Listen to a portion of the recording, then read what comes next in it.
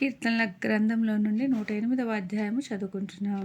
Page number 511. దేవా, నా హృదయమును నిర్భరముగానున్నది.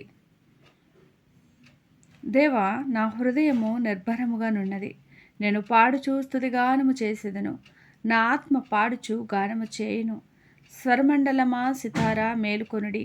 నేను వేకువనే లేచెదను. జనుల మధ్య నీకు కృతజ్ఞతాస్తుతులు చెల్లించెదను. ప్రజలలో నిన్ను కీర్తించెదను. యెహోవా, నీ కృప ఆకాశము కంటే ఎత్తైనది. నీ సత్యము మేఘములంత ఎత్తుగానున్నది. దేవా, ఆకాశము కంటే అత్యున్నతుడువుగా నిన్ను కనపరుచుకొనుము. నీ ప్రభావము సర్వభూమి మీద కనబడనేమో. నీ ప్రియులు విమోచింపబడునట్లు నీ కుడి చేతితో నన్ను రక్షించి నాకుత్తరమేమో. తన పరిశుద్ధత తోడని దేవుడు మాట ఇచ్చిన్నాడు.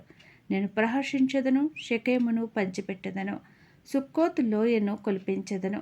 గీలాదు నాది, మనష్షే నాది. ఎఫ్రాయిము నాకు శిరస్త్రాణము, యూదా నా రాజదండము. మోయాబు నేను కాళ్ళు కడుగుకొను పళ్ళెము. ఎదోము మీదికి నా చెప్పు విసిరివేయుదును. ఫిలిష్తీయులను బట్టి జయోత్సవము చేసి ఉన్నాను. కోటగల పట్టణములోనికి నన్ను ఎవడు తోడుకొని పోవును? ఎదోములోనికి నన్నెవడు నడిపించును? దేవా, నీవు మమ్మును విడనాడి ఉన్నావు గదా. దేవా, మా సేనలతో కూడా నీవు బయలుదేరుట మాని ఉన్నావు కదా. మనుషుల సహాయము వ్యర్థము. శత్రువులను జయించుటకు నీవు మాకు సహాయము దయచేయము. దేవుని వలన మేము సూర్యకార్యములు జరిగించదము. మా శత్రువులను అణగద్రొక్కువాడవు ఆయనే.